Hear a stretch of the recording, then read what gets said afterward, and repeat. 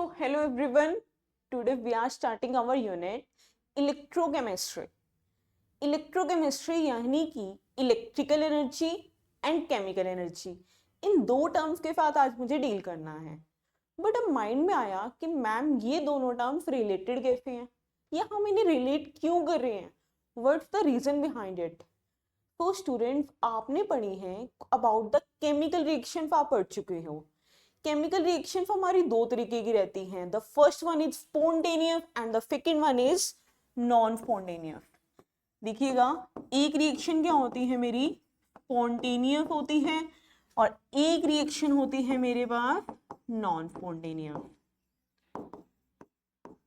तो as you no, जो spontaneous reaction है ये क्या होती है, ऑटोमेटिक हो जाती है, अपने आप हो जाती है। मीन्स मुझे एक्सटर्नली कोई एफर्ट नहीं डालना पड़ता स्पॉन्टेनियस रिएक्शंस को प्रोसीड करवाने में।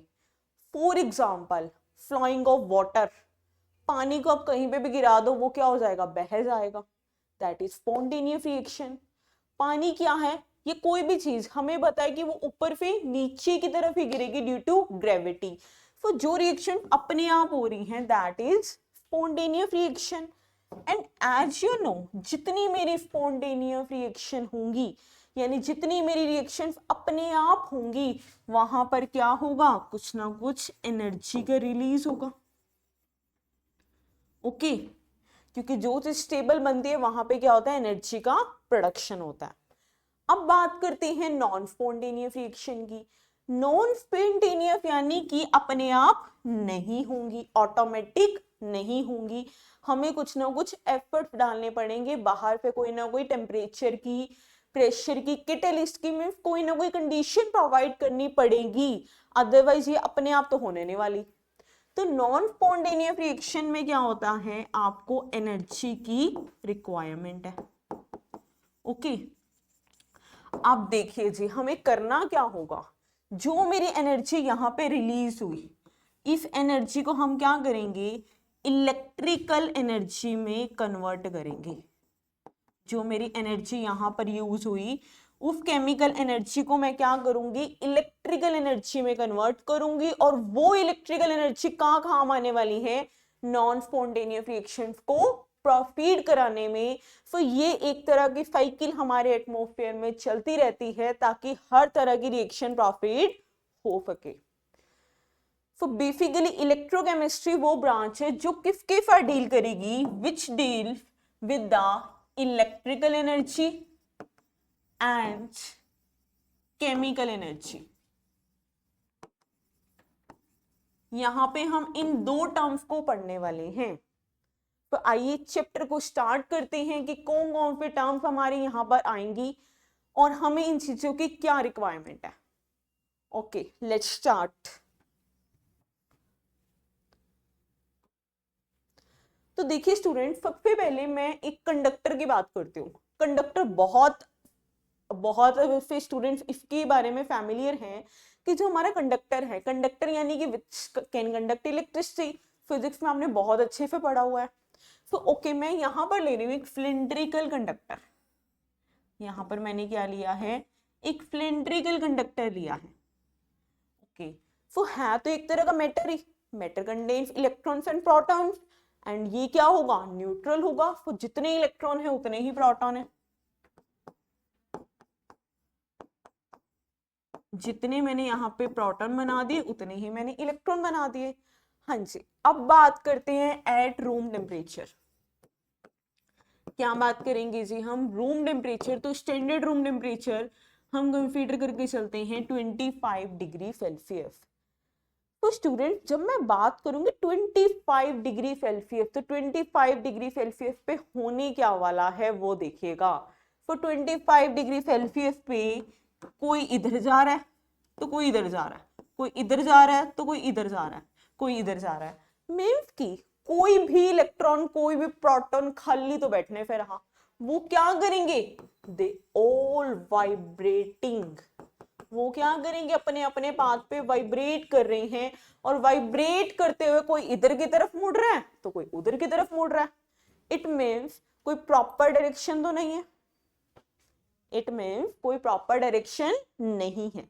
अब अगर मैं इन्हें एक सेल या बैटरी प्रोवाइड कर दूं, सेल या बैटरी प्रोवाइड करने से फायदा क्या हुआ, ये सारा कॉन्सेप्ट आप फिजिक्स में कर चुके हैं, बट मैं आपको यहां पर अभी बताऊंगी कि इसका क्या यूज है।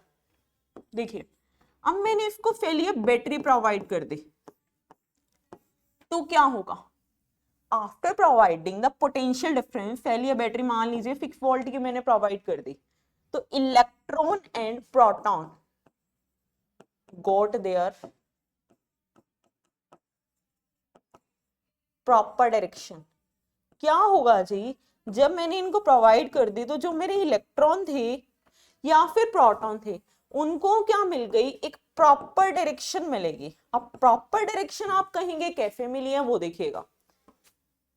देखिए, ये मेरा नेगेटिव टर्मिनल है, नेगेटिव है तो सारे पॉजिटिव इधर आएंगे, ये मेरा पॉजिटिव है तो सारे नेगेटिव इधर आएंगे, यानी कि अट्रैक्शन वाला लो लग गया यहाँ पे, नेगेटिव पॉजिटिव की तरफ अट्रैक्ट हो जाएगा और पॉजिटिव नेगेटिव की तरफ अट्रैक्ट हो जाएगा। सो इस तरीके से इन्हें क्या मिल गई, प्रॉपर डायरेक्शन मिल गई, और प्रॉपर डायरेक्शन मिलने की वजह से क्या बनता है मेरे पास, करंट बनता है। अब ये फिनोमिना तो आप पढ़ चुके थे, तो स्टूडेंट एक्चुअली क्या किया गया इस रिएक्शन में, इस पूरी प्रोसेस में, ये फिजिक्स का कॉन्सेप्ट बताने का मतलब क्या था मेरा, इस पूरे के अंदर क्या हो रहा है, जो मेरी केमिकल एनर्जी है, यानी कि इलेक्ट्रॉन प्रोटॉन की वजह से या जो भी रिएक्शन कंडक्टर के अंदर प्रॉफिट करेगी, ये तो मैंने बहुत ही बेसिक सा एग्जांपल लिया है। तो केमिकल एनर्जी क्या हो रही है, इलेक्ट्रिकल एनर्जी में कन्वर्ट हो रही है। तो इस चैप्टर में मैंने क्या करना है, इन्हीं के बारे में तो डील करना है कि केमिकल एनर्जी और electrical energy are interconvertible, और वो सब काम हम किसकी हेल्प से करते हैं, सेल या बैटरी की हेल्प से करते हैं। तो स्टूडेंट्स, हमारा इलेक्ट्रोकेमिस्ट्री का पहला टॉपिक यही है, हम सेल के बारे में पढ़ने वाले हैं। तो सेल हमारा क्या करेगा, इन दोनों एनर्जी को इंटर कन्वर्ट कराने में हेल्प करेगा। तो आइए सबसे पहले जानते हैं टाइप्स ऑफ सेल, सेल कितने तरह के होने वाले हैं। तो टाइप ऑफ सेल को डिस्क्राइब करते हुए मैं यहां पर लिख रही हूं, हमारे पास मेनली दो तरह के सेल मिलेंगे। The first one is electrochemical cell, the second one is electrolytic cell. कितने टाइप के सेल हुए हमारे पास, the first one is electrochemical cell, the second one is electrolytic cell. अब इन दोनों में मेन क्या डिफरेंस है वो देखिएगा। मेन पॉइंट पे आती हूं मैं, ये क्या कर रहा है, ये करेगा केमिकल एनर्जी को,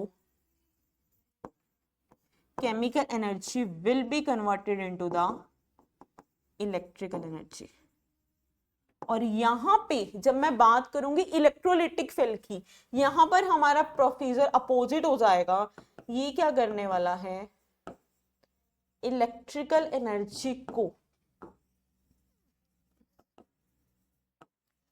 केमिकल एनर्जी में कन्वर्ट करने वाला है। तो स्टूडेंट्स, हमारे पास मेनली ये दो टाइप के सेल रहने वाले हैं। तो इस वीडियो में I will only discuss the electrochemical cell, और इसका पार्ट नंबर 2 हम लेकर आएंगे, और पार्ट नंबर 2 में पढ़ेंगे अबाउट द इलेक्ट्रोलिटिक सेल। तो दोनों सेल को हमने डिटेल में पढ़ना है, यही बस हमारा चैप्टर है कि how these are interconvertible. तो स्क्रीनशॉट ले लीजिए, उसके बाद चलते हैं, हम अपना मेन टॉपिक अब स्टार्ट करने जा रहे हैं, दैट इज इलेक्ट्रोकेमिकल सेल, जहां पे केमिकल एनर्जी किस में कन्वर्ट होने वाली है, इलेक्ट्रिकल एनर्जी में कन्वर्ट होने वाली है। So electrochemical cell is also known as galvanic cell. Galvanic था एक साइंटिस्ट का नेम, उसके नेम पर रखा गया, it is also known as galvanic cell. या फिर अगर मैं यहां पर कोई ये वाले प्रॉपर मेटल यूज कर रही हूँ, जिंक एंड कॉपर, अगर मैं इलेक्ट्रोकेमिकल सेल को स्टडी करते हुए जिंक और कॉपर की ही बात कर रही हूँ, तो that type of cell is known as Daniell cell. उस सेल को आप क्या नाम देंगे, डेनियल सेल का नाम देंगे। सो स्टूडेंट्स, आइए स्टार्ट करते हैं। इलेक्ट्रोकेमिकल सेल में केमिकल रिएक्शन होने के वाली है, तो मैं डिस्कस करूंगी यहाँ पर डेनियल सेल को। तो आइए सबसे पहले हम बीकर्स बनाते हैं। एक बीकर मैंने यहां बनाया, एक बीकर मैंने यहां बनाया, बिकॉज आपको पता है हम यहाँ पर रिडॉक्स रिएक्शन को डिस्कस करने जा रहे हैं। रिडॉक्स रिएक्शन में क्या होता है, रिडक्शन भी होती है और रिडॉक्स रिएक्शन में ऑक्सीडेशन भी होती है। तो मैं यहाँ पर दो बीकर बनाऊंगी, एक जगह ऑक्सीडेशन होगी और एक जगह रिडक्शन होगी। तो आइए स्टार्ट करते हैं। ये मैंने क्या करना है, इधर मैंने लिया है जिंक का solution, that is known as solution of zinc. Zinc का सॉल्यूशन लिया है और इसके अंदर क्या डाली है, जिंक की ही रो डाली है। तो एज यू नो दैट जो सॉल्यूशन होगा उसको हम क्या नाम देंगे, इलेक्ट्रोलाइट का नाम देंगे। और जो मैंने यहाँ पे मेटल की स्ट्रिप बीच में डिप की है that is known as the electrode. तो इलेक्ट्रोड को हमने डाला जिंक के सॉल्यूशन में।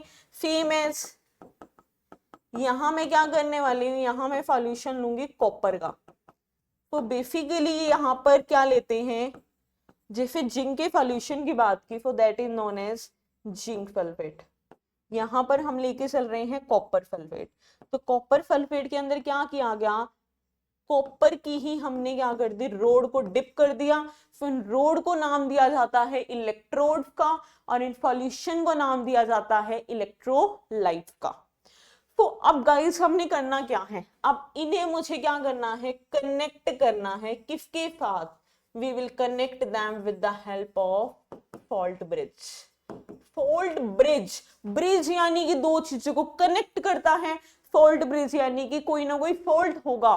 तो फॉल्ट की हमें क्या फाउंड आती है, हमने न्यूट्रलाइजेशन रिएक्शन पढ़ी है जहां पे एसिड और बेस मिलके क्या बनाते हैं, fault, that is neutral. Neutral है तो यानी किसी के साथ कोई फालतू रिएक्शन नहीं करने वाला।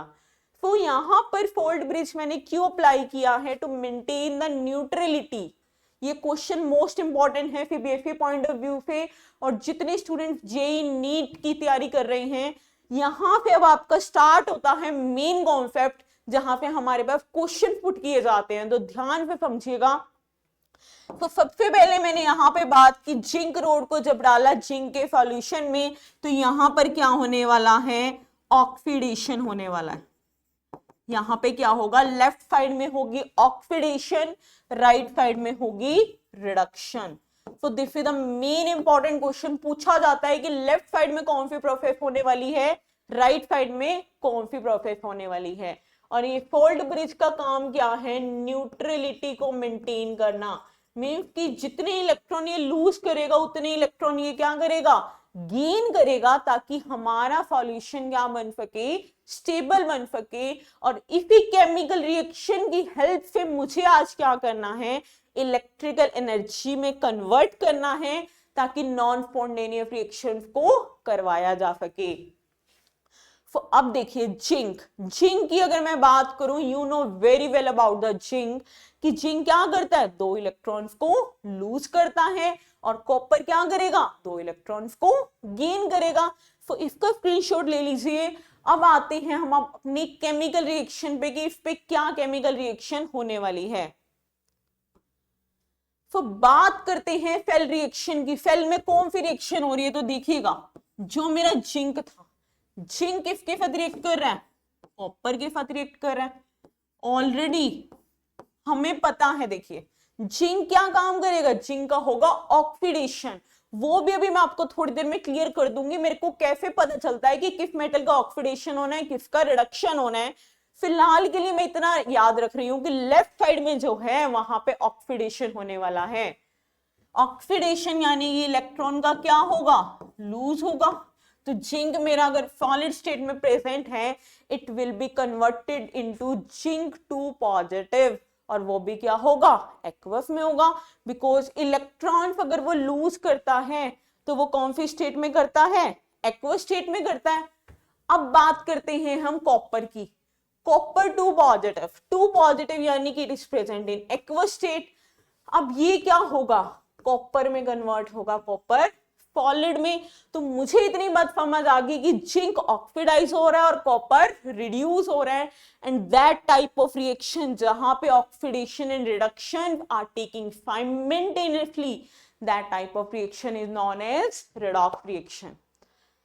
उसके बाद जी हम क्या करेंगे, दोनों रिएक्शन को, मतलब रिएक्शन को दो पार्ट्स में डिवाइड करने वाले हैं। The first one is oxidation half reaction and the second one is reduction half reaction. तो हमने हाफ ऑफ पार्ट्स में डिवाइड कर दिया लाइक दिस कि ऑक्सीडेशन हाफ रिएक्शन में मैं क्या करने वाली हूँ कि जो मेरा जिंक है ये क्या कर रहा है, 2 इलेक्ट्रॉन लूज करता है, तो मेरे को थोड़ा सा इसको इसके मैनर में शो करना पड़ेगा जस्ट। उसके बाद से बात करते हैं रिडक्शन हाफ रिएक्शन की। रिडक्शन हाफ रिएक्शन क्या कहता है, ये कहता है रिडक्शन हाफ रिएक्शन कि इसमें 2 इलेक्ट्रॉन को मैं ऐड करूं तो मेरे पास क्या बन जाएगा, कॉपर सॉलिड में बन जाएगा। तो हमारे पास स्टूडेंट अब देखिए क्वेश्चन आते हैं, कोई भी आपको फेल दे दिया जाएगा, फेल रिएक्शन लिखिए या आपकी ऑक्सीडेशन हाफ रिएक्शन लिखिए या रिडक्शन हाफ रिएक्शन लिखिए, तो स्टूडेंट्स पीबीएफपी के लिए जो प्रिपेयर कर रहे हैं आपकी डेटशीट आ चुकी है। और जो पीबीएफपी की क्वेश्चन रहते हैं इसमें मोस्ट इंपॉर्टेंट आपको पता है, कोई 5 मार्क्स का 3 मार्क्स का क्वेश्चन तो रहने नहीं वाला। क्वेश्चन आते हैं हमारे पास 2 और 3 मार्क्स के, जिसमें दे दिए जाते हैं पार्ट्स, यानी कि पार्ट्स में 1-1 मार्क्स के पॉइंट पूछे जाते हैं छोटे छोटे लाइक दिस। तो be ready about that. Cell reaction बढ़ चुके हैं, ऑक्सीडेशन हाफ रिएक्शन बढ़ चुके हैं, रिडक्शन हाफ रिएक्शन बढ़ चुके हैं। तो रिएक्शन के अलावा हमारे पास आएंगे इस चैप्टर में कुछ बहुत ही इंपॉर्टेंट न्यूमेरिकल्स। तो न्यूमेरिकल के लिए कुछ बढ़िया बढ़िया फिर फॉर्मूले आपको भी बता दिए जाएंगे जिनकी हेल्प से आप न्यूमेरिकल बहुत अच्छे से कर पाएंगे। सो देखिए हम नेक्स्ट पेज पर, ओके फॉर्मूले में चलने से पहले हम चलते हैं representation of cell, that is a very important question for the 1 marks कि सेल को रिप्रेजेंट कैसे किया जाए। तो देखिए पहले मैं एक जनरल मैनर बता रही हूं कि यहां पर मुझे लेफ्ट साइड में क्या रखना है, एनोड, यहां मुझे क्या रखना होगा, सॉल्ट ब्रिज, और यहां पर मुझे क्या रखना है, कैथोड रखना है। तो ये 3 स्टेप में हमें चलना है, तो मैं एक सेल को बहुत अच्छे से रिप्रेजेंट कर सकती हूँ। तो देखिएगा यही जिंक कॉपर वाली रिएक्शन की बात की जा रही है क्योंकि स्पेसिफिकली ये डेनियल सेल को रिप्रेजेंट कर रहा है। यहाँ पे एनोड, एनोड पे कौन सी रिएक्शन हो रही है, ऑक्सीडेशन, कैथोड पे कौन सी हो रही है, reduction. So that is important question for 1 marks, छोटे छोटे पॉइंट हमें नोट करने हैं। एनोड पे कौन सी रिएक्शन होगी, ऑक्सीडेशन होगी, कैथोड पे कौन सी रिएक्शन होगी, रिडक्शन होगी। हाँ जी, तो अब हम बात करते हैं जो मेरी ये रिएक्शन थी जिंक कॉपर वाली, इसको मैं रिप्रेजेंट करके दिखाऊंगी एक सेल की फॉर्म में कैसे रिप्रेजेंट किया जाएगा। तो देखिए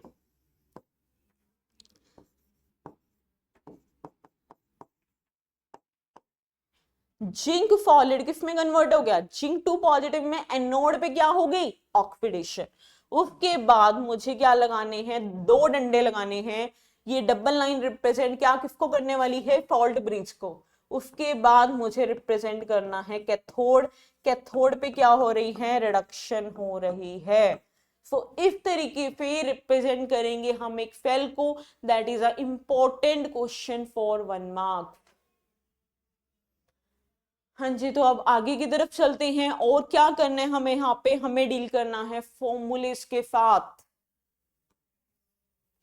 जी बिल्कुल, फॉर्मूले की अगर बात की जाए, हम बात करते हैं ई ऑफ सेल की। अगर मुझे पूरे सेल का इलेक्ट्रिक पोटेंशियल निकालना है, that will be equal to E naught cathode minus E naught anode.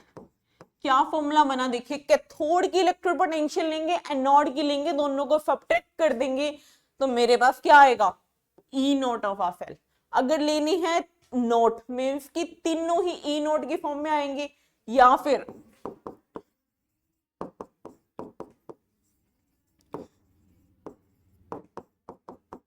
Means कि ये नोट क्या रिप्रेजेंट कर रहा है, ये नोट रिप्रेजेंट कर रहा है standard conditions of temperature and pressure.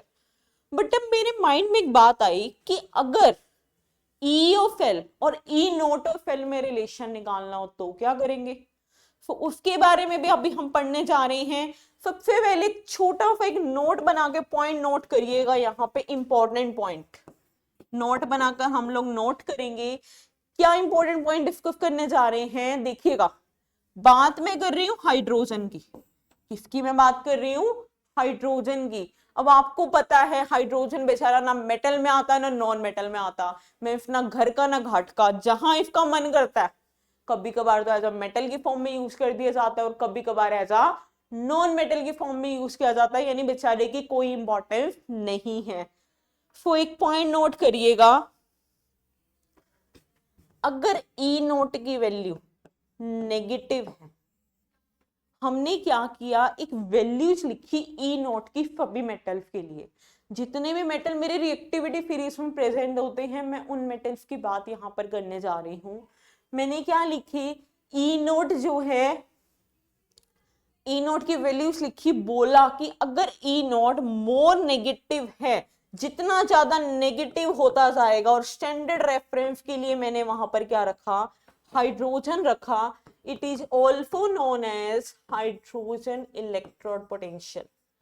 क्या बोलेंगे स्टूडेंट फिर से, हाइड्रोजन इलेक्ट्रोड पोटेंशियल मीन्स की हाइड्रोजन के कंपैरिजन में, हाइड्रोजन मान लीजिए इसकी होती है ई नोट वैल्यू 0.0 वोल्ट, इसकी कितनी होती है 0.0 वोल्ट, तो इसके कंपैरिजन में अगर वैल्यू हमारी नेगेटिव है तो नेगेटिव वैल्यू क्या इंप्लाइज कर रही है, that it is a stronger reducing agent, that it is a stronger reducing agent.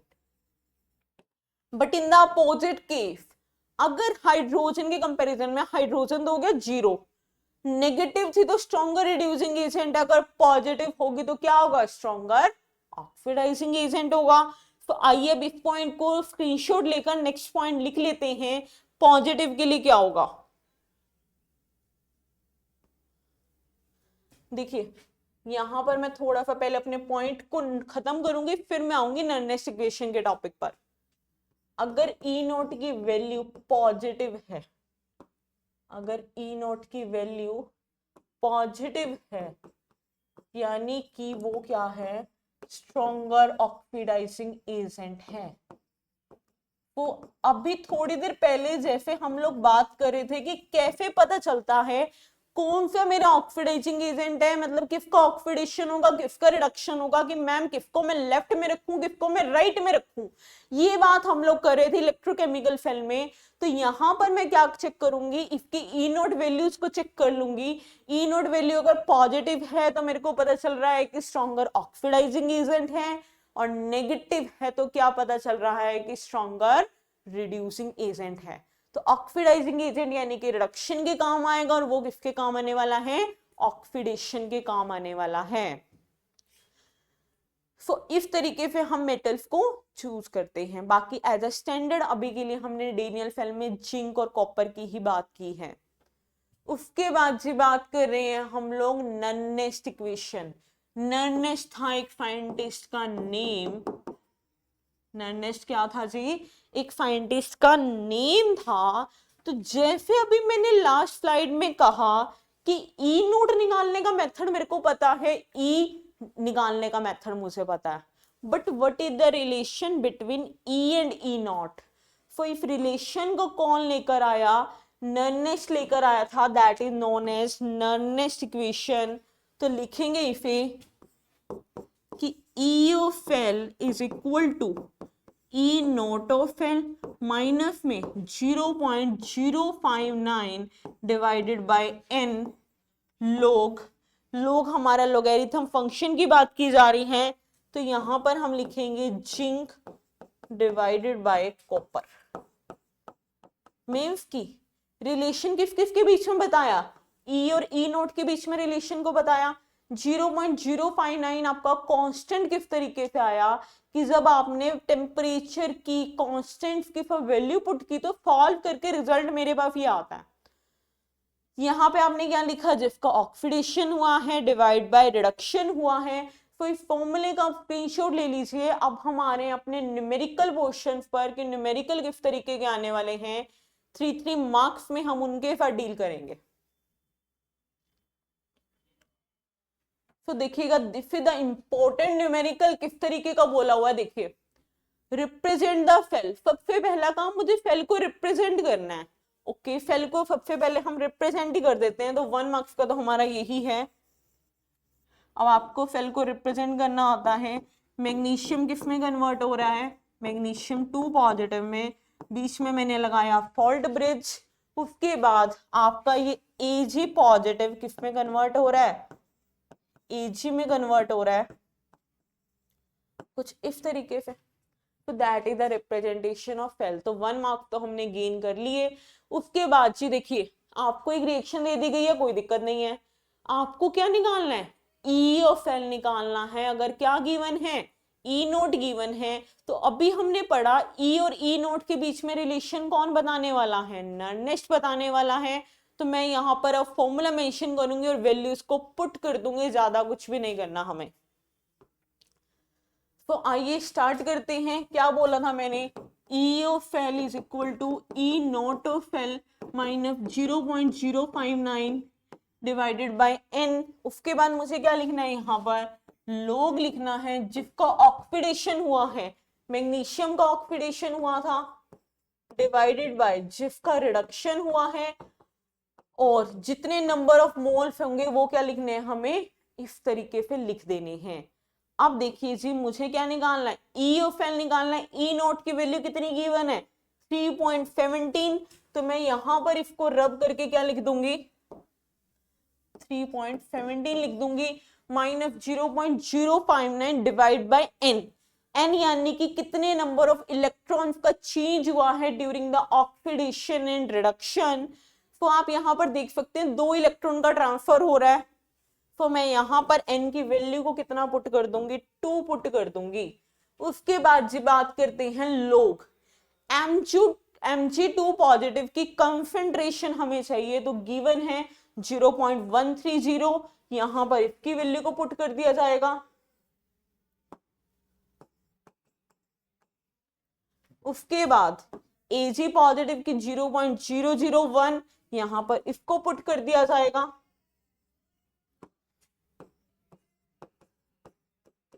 तो इस तरीके से इसकी कैलकुलेशन आप लोग खुद कर लीजिएगा। यहां से हमारे पास क्या आता है, न्यूमेरिकल सॉल्व हो जाएगा। तो जितने स्टूडेंट नीट के लिए भी प्रिपेयर कर रहे हैं, 4 मार्क्स में हमारे पास मतलब न्यूमेरिकल तो डैम श्योर है, आएगा ही आएगा हर पेपर में। सो बी रेडी अबाउट दैट। तो इस तरीके से मुझे न्यूमेरिकल को सॉल्व करना है।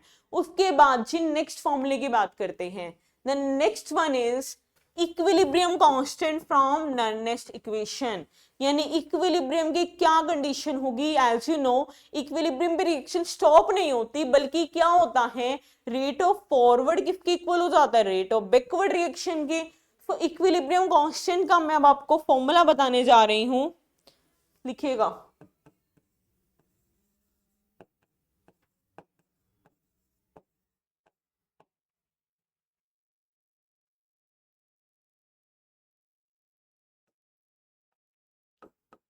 ये इक्विलिब्रियम कांस्टेंट कब होता है, कंडीशन लिख लीजिए। इक्विलिब्रियम पे, एट इक्विलिब्रियम आपका ई क्या हो जाएगा, 0 हो जाएगा। तो ई नोट ऑफ एल क्या बचा, 0.059 डिवाइडेड बाय एन लोग की फी। अब स्टूडेंट फॉर्मूला अगर नोट हो गया हो तो हमने तो डील करना है इनकी न्यूमेरिकल्स के साथ। तो आइए न्यूमेरिकल्स को स्टार्ट करते हैं।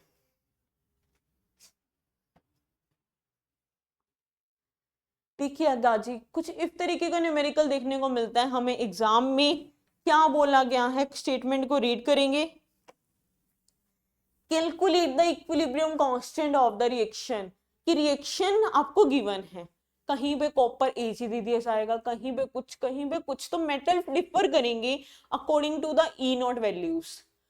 तो इक्विलिब्रियम कांस्टेंट लिखना है। सबसे पहले यहाँ पे मैं फॉर्मूले को नोट कर लेती हूँ। E naught of L is equal to 0.059 divided by n log Kc। Okay जी, अब मेरे पास फॉर्मूला आ चुका है। अब जस्ट मुझे क्या करना है, वैल्यूज को पुट करना है। देखिएगा E नोट की वैल्यू गिवन है, कितने इलेक्ट्रॉन्स का ट्रांसफर है, कॉपर किस में कन्वर्ट हुआ है, कॉपर 2 पॉजिटिव में, log Kc। तो यहाँ पे आप कैलकुलेट करके क्या निकाल सकते हैं, लोग केफी की वैल्यू निकाल सकते हैं। इन शॉर्ट अगर आपको फॉर्मूलेज और उनका कॉन्सेप्ट पता है तो आप बहुत इजीली 3 मार्क्स के न्यूमेरिकल को सॉल्व कर देंगे। तो इसका स्क्रीनशॉट ले लीजिए, नेक्स्ट न्यूमेरिकल पर चलते हैं। The next one is the standard electrode potential for Daniell cell कितना है 1.1, यानी कि E नोट वैल्यू दे दी गई है। E नोट सेल कितना गिवन है 1.1 वोल्ट गिवन है। तो पहले मैं गिवन की हेडिंग डालकर यहाँ पर लिख लूंगी क्या क्या गिवन है, कैसे कैसे गिवन है। तो standard electric potential Daniell cell के लिए गिवन है, मुझे क्या निकालना है, स्टैंडर्ड गिव फ्री एनर्जी यानी कि डेल जी नोट, ये मुझे निकालना होगा। अब मुझे अभी तक तो फॉर्मूला नहीं पता था, तो आइए सबसे पहले मैं आपको फॉर्मूला बता देती हूँ ताकि न्यूमेरिकल करना मेरे को बहुत इजी हो जाए। ओके जी, अब ये एफ क्या है, एफ के बारे में शायद हमने अभी तक बात नहीं की, तो थोड़ा सा इसके बारे में बात कर लेते हैं। F is known as Faraday constant, ये था एक साइंटिस्ट का नेम। इसको मैं जब नेक्स्ट वीडियो में इलेक्ट्रोलाइटिक सेल के बारे में स्टडी करेंगे तब हम डिस्कस करेंगे ये फैराडे क्या होता है, दैट इज फैराडे कांस्टेंट। तो इसकी वैल्यू कितनी रहने वाली है, इसकी वैल्यू है 96500 कूलम्ब। तो हमें तो जस्ट यहाँ पर वैल्यू को पुट करना है, देखिएगा किस तरीके से, क्या फॉर्मूला बताया, del G naught minus N F E naught of cell, N यानी कि नंबर ऑफ इलेक्ट्रॉन ट्रांसफर। तो कितने इलेक्ट्रॉन का ट्रांसफर हुआ, अगेन 2 इलेक्ट्रॉन्स का ट्रांसफर हुआ है। एफ यानी कि Faraday constant, E naught of L, E not क्या है आपका, ई नॉट की वैल्यू क्या है 1.1। तो इस तरीके से आप क्या निकाल सकते हैं, अपना आंसर कैलकुलेट कर सकते हैं। तो स्टूडेंट आई होप न्यूमेरिकल्स आपको समझ आ गए होंगे, कुछ इसी तरह के न्यूमेरिकल्स आपको देखने को मिलेंगे।